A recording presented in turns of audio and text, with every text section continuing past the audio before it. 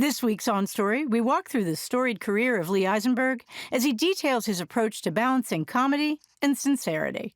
On some level, I think that I'm in all of my characters. Not that I created, obviously, Michael Scott, but I've definitely been needy in my life, and I've felt desperation and trying to fit in with people and not doing as well as I would have liked in those situations. And I think those are aspects that I would relate to with Michael Scott. So would you, tell the folks here how your unique break-in story? I worked on Bedazzled. I met Gene Snitsky. 5 years we were writing scripts. We were really trying to build things out. We decided to write what we knew, which was two losers who lived together, who both drove Camrys, and with unisex names, Lee and Gene. That was all we really had. And so we pitched it to some people that we had been writers, assistants, and PAs for. It was these guys, the Cullen brothers. They had a show called Lucky that had been nominated for an Emmy, and they were having a real moment. And so people wanted to work with them, and then we were kind of like the children that they brought into the room. So we sold this pitch for this. We thought writing was not that. It's not that visual in terms of like what you see on screen. So we made the characters of Lee and Gene, or Lonnie and Gordo, magicians, and but everything else was the same. And we sold it to Fox, and they paid us. More money than we'd ever seen in our lives. They definitely did not make that pilot, but that pilot got in the hands of Greg Daniels, which got us on The Office, and then that same script got us Harold read, and that got us year one. So it was like 5, kind of very ramen-y years of that, and then in very short order we got kind of 2 things. That script I think is very good, and like we deserve to get hired off of that. You went from that 5 years to all of a sudden a couple of things happening really quickly, right? All these people would read our stuff and not like it, and a lot of people just wouldn't read it. And then Greg Daniels, I really cared about his opinion, and he changed my life. And then Harold Ramis, I really cared about his opinion because I've been obsessed with his movies and grew up on them. He changed my life. And so it's like, all the other people, it was like, okay, you guys don't have to like my script. Like the two most important, like the people I fantasize about liking it or even reading it, they really responded. So Harold called us and he said, I'm in a coffee shop, everyone's looking at me because I'm just laughing and I'm reading your script. I was like, oh my God. I couldn't believe that he was reading it. And so then he hired us to write year one with him. And so I was nervous that we had to like tell Greg that we had that like secretly on the weekends and late at night, we'd be writing something else. And that our focus sometimes would not be on The Office.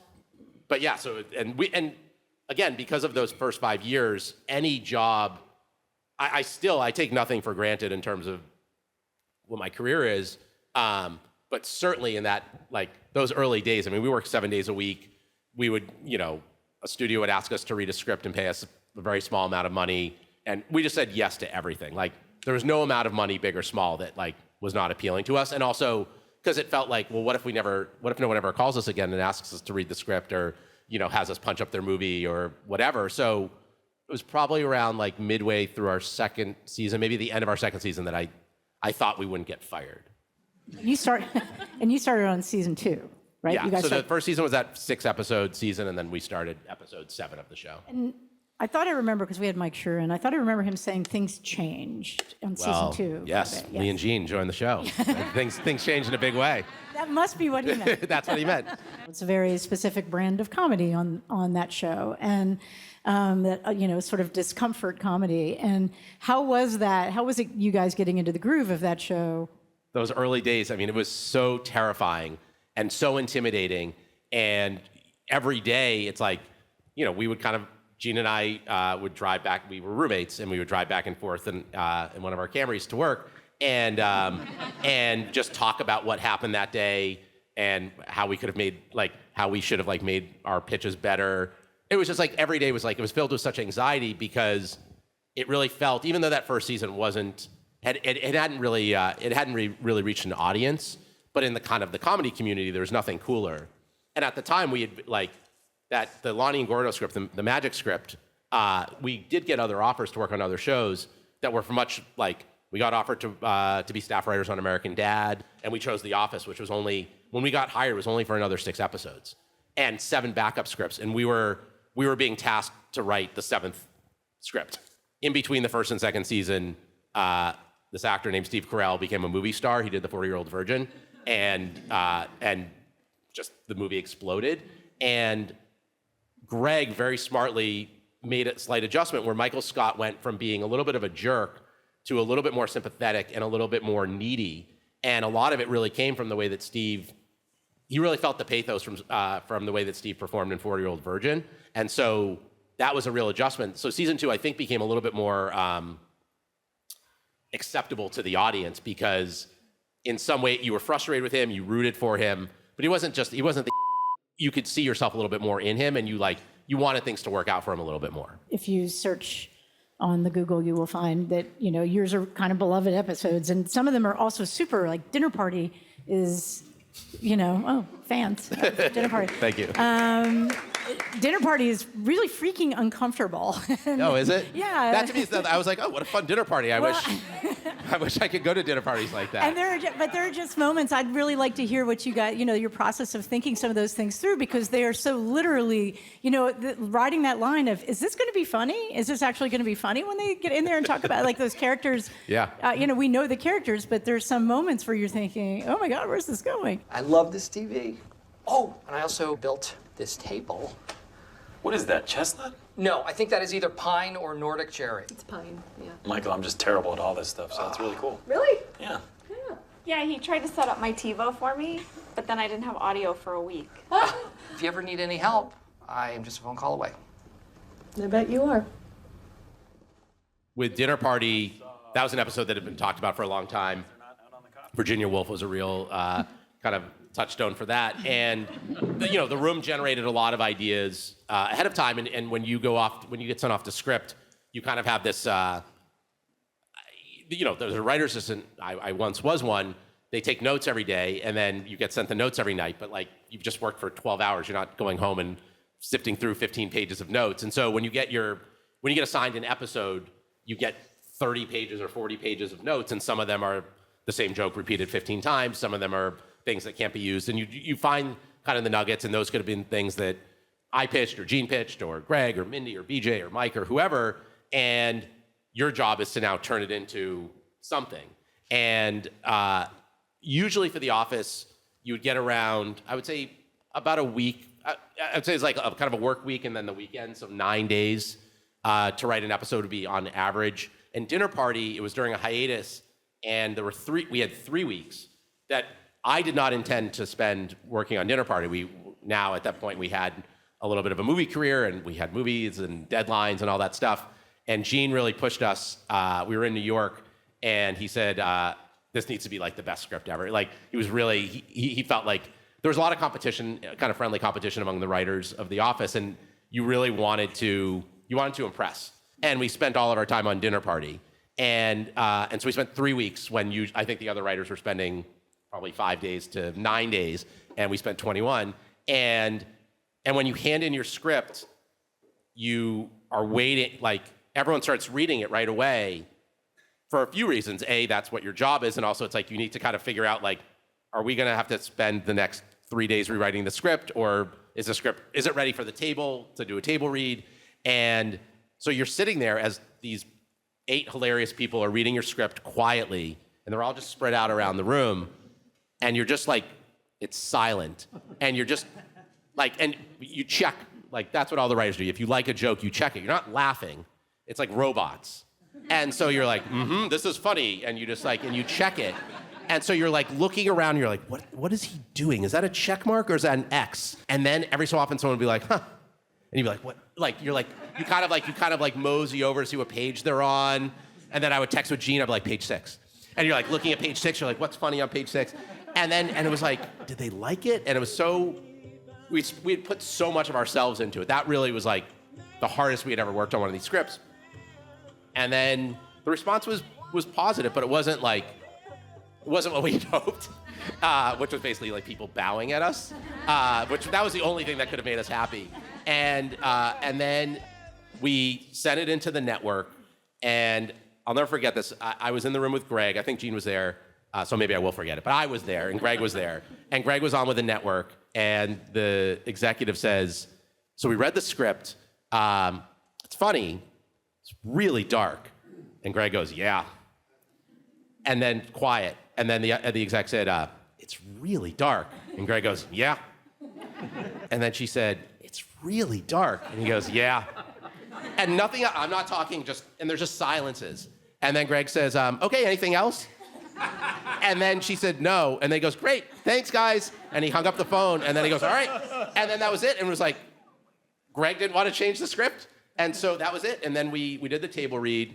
The table read of Dinner Party is, as much as I am able to have moments of joy in my life, like, that is the height.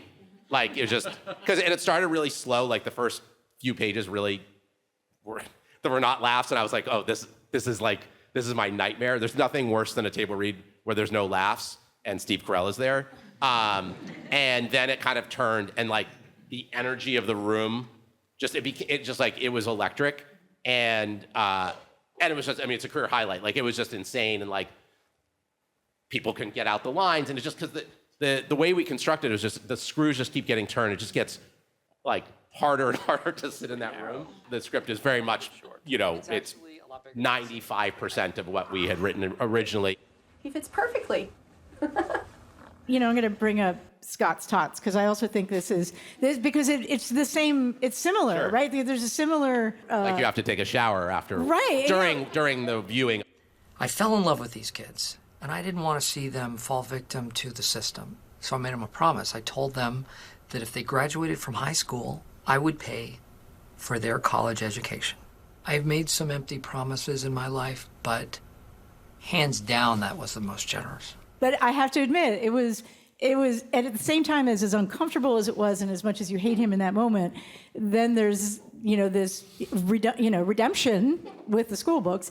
You guys wrote that one too. So I'd like to hear a little bit about that. The process of writing stuff that's in that line, like women's appreciation is similar. Like, you're writing the line of going too far in moments that are making people not laugh anymore, but uncomfortable somewhat, Right. and then taking them back to that laugh. It's a little bit of a fishhook there. The brilliance of the writer's room of The Office is that, I obviously have jokes that I'm incredibly proud of in other people's scripts, and people have some of their best material in ours. But everyone kind of approached the characters in slightly different ways. I think that Gene and I really, I think the British Office was such an inspiration for us. And not just an inspiration, but really kind of was like a North Star for us comedically, both on The Office and outside of The Office. And the British Office was so cringe. And so Mike Schur, his episodes are hilarious, but he saw the best in Michael. So there's like optimism, and I think like Mike does Parks and Rec, and I think you see that DNA. And I don't know what it says about us, but the comedy engine for us was like, how can people slink lower in their seats while watching it? And Scott's Tots, like, it's like if you thought Dinner Party was at times unpleasant, Scott's Tots is really, like, there's a Reddit thread about people talking about their experience watching Scott's Tots. And we wrote The Lover, which was about Michael dating Pam's mom. So I think that I don't know what it is about us. I'd really have to bring my therapist out here, and Gene's therapist, and we could really kind of have a nice little collective. But yes, I mean, I think, always having those redemptive moments for Michael, understanding what makes someone tick. And so Michael isn't a bad guy. He makes terrible decisions. And Scott's Tots, for those of you who haven't seen it, is Michael had promised a bunch of kids, I think when they were in third grade, that he would pay for their college education because Michael thought when he was older that he'd be a millionaire and that he would pay for these 30 kids to go to college, which is incredibly generous. But now it's 10 years later, and there were articles in the paper, local businessman is going to pay, and now it's 10 years later, and Michael, he has less money than he had 10 years earlier. And he goes, and he doesn't say, I don't have the money, and he goes to the school. The kids are talking about how inspirational he has been as a kind of a mentor to them. They do a dance routine. There's a rap. Gene and I wrote a rap. We had to hire professional dancers. There's a flip. And Michael doesn't say, I don't have the money. And you were just, the audience knows from like minute 3, and I think in minute 15 or later, he's like, I don't have the money, but good news. You're all gonna get lithium batteries for laptops that I will also not give you. But I mean, I Yeah. think it was wrapped around that stuff that was going on in the office about the employee of the month or whatever. Yes.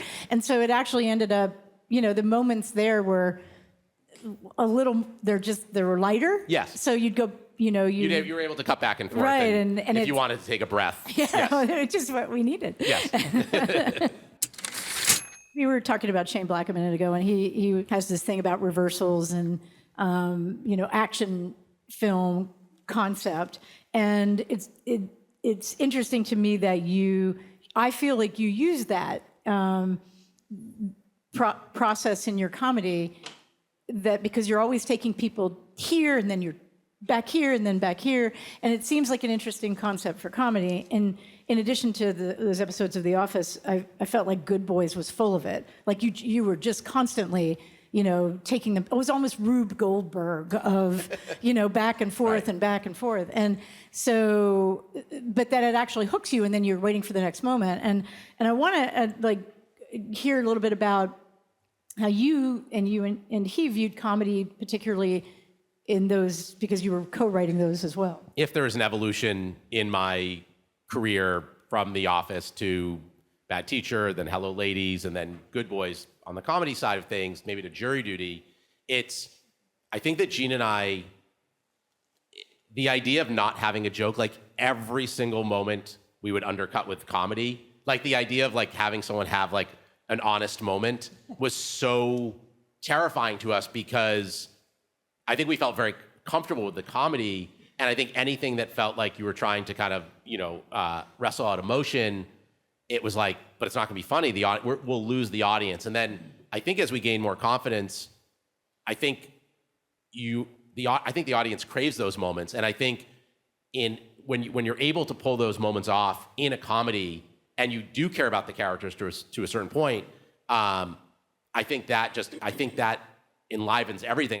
In Good Boys, like, we really did want to have an emotional ending. Like, they're in the sense that these three kids that are in sixth grade, and they have no concept. They're 12, and all they know is each other, and that the idea that they're all kind of pulling apart from one another, and like they have an inkling that maybe that's happening, but they still want to hold on to one another. So we had this moment where it really, to me, it felt very touching with these three boys kind of embracing at the end. And then, of course, we undercut it because they get on a sex swing, and the movie ends with Barry White and singing, and slow motion of kids unwittingly being on their parents' sex swing. So, I think that's a thing where it's it was both sweet and touching, but also had a sex swing, which to me is the formula for great comedy. It did ultimately feel very wholesome for a movie that had all drugs, mollies, is it Molly? Whatever. The plural of Molly is Molly. Molly. Yes. Yeah, okay. Yeah. Wasn't really sure. And all the sex toys, which were fantastically used, by the way. Who would have ever thought? Great props, but My mom was so proud.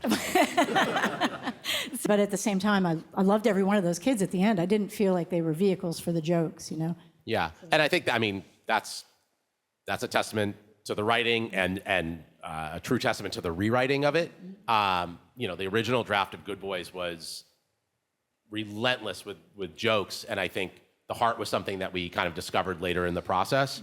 And those kids delivered. I mean, it was just a really, months and months and months of seeing every single 12-year-old in America who had the, kind of a slight desire to act. We saw, and then the kind of the alchemy of those three kids is really, that changes everything. The Bowfinger moment that you guys had in there with the highway crossing, you just knocked it out of the park. And the Rube Goldberg piece was, it doesn't just end with a car crash.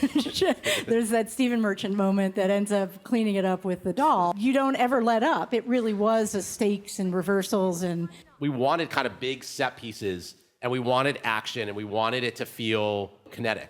And we didn't, we knew that there were going to be talky scenes, and I think there's a lot of really fun verbal jokes in the movie, but we really wrote it where, we wanted to feel propulsive, and I think both of us really love stories where the stakes are incredibly low, but to the characters, they're massive. And so, the premise of Good Boys is these kids break their dad's drone, and they need to get to the mall to get a new drone, but they're trying to get to a kissing party. And it's there have been all these movies of high school kids trying to lose their virginity, there had never been an R-rated comedy with 12-year-olds, probably because people are better people than me and Gene. And we're like, well, you shouldn't do that. We thought there was something really fun about the innocence of it. And so we started talking about all of these, like, how can you kind of keep ratcheting up the stakes with these kids? And so it's like, he's gonna sip a beer. It's like, you're like, oh no. He's like, oh my God, someone's gonna sip a beer. Like, cause I remember like my friend Elihu would like go into his parents' fridge and sip a beer in 6th grade. I was like, oh my God, like he must be an alcoholic. It's the only possibility. And so, you kind of pull all these things from your life. And I can't remember exactly how the freeway scene came about. I think maybe at some point me or Gene had crossed like the lowest stakes version of of one of those at a time in our life. And that was kind of like, everything was building to that moment in the movie. And it was also like, we wanted everything to come from character. We wanted everything to feel emotional, then make it as outrageous as possible. Let's get to jury duty. So, I mean, I think so I'm sure that you've probably talked about this a bunch, but the astounding part was that you could pull that off, right? Easy. So easy, yeah. Yeah. And that all these pieces, whatever, got put together to have this one poor person not know anything, which just seems incredible to me. But so can you talk about how was that hard to get people to believe that you could do it in order to get that show move forward? One thing that we really, that was very important to us and that we, when we were taking around the pitch was we were never punching down. The joke was never at Ronald's expense. It was really, we wanted to take someone on a hero's journey, and that it was someone who's kind of, in the pitch, again, Ronald is so much better than what we ever could have imagined, but it was kind of someone who's a little bit of a wallflower that ends up kind of having this 12 Angry Men moment. Oh,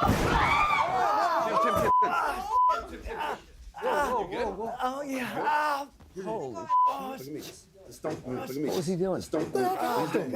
Just don't move. Just look at me. Look at me. You good? Just breathe. Yeah. And kind of convincing the other jurors. And he brought something that was even better than that.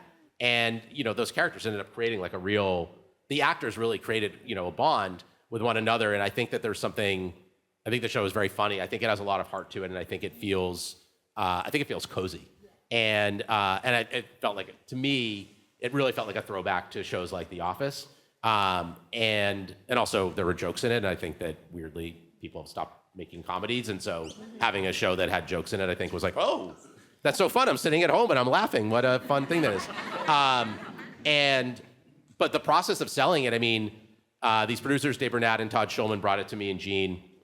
Gene and I had developed a jury duty show that was scripted, and we kind of combined the two things, and it just came together. And we, casting Ronald was lightning in a bottle. Getting James Marsden to do that role was like, I don't totally understand why he chose to do it. It was a very smart decision for him ultimately, but if I could talk to him, if I was then there, like as his friend, be like, I don't know, is that the right show for you? But I mean, he was incredible. And the process of making that show is you have a plan, and we've rented out this place, and Ronald's on stage. Like, he will get on the stage. Like, we will figure out the way to get him on stage, but you don't know what's going to happen in this, and you don't even know what the actors are going to say. And you're pulling the actors aside to do talking heads, and you say, hey, make sure get Ronald to go over there and whatever. But like, you don't know if Ronald's going to be invested in the case, in the trial. You don't know if Ronald's going to be a gossip, if Ronald's going to be above it, like all of these things. And so you're constantly having to kind of duck and weave throughout it. I'm generally delighted by the way that the world operates. I write a lot of stuff down, and I don't know where it's going to land. I think all comedy writers, I think all comedians are just observing. You've been watching A Conversation with Lee Eisenberg on OnStory. OnStory is part of a growing number of programs in Austin Film Festival's OnStory project that also includes the OnStory radio program, podcast, book series, and the OnStory archive, accessible through the Whitliff Collections at Texas State University. To find out more about OnStory and Austin Film Festival, visit onstory.tv or austinfilmfestival.com.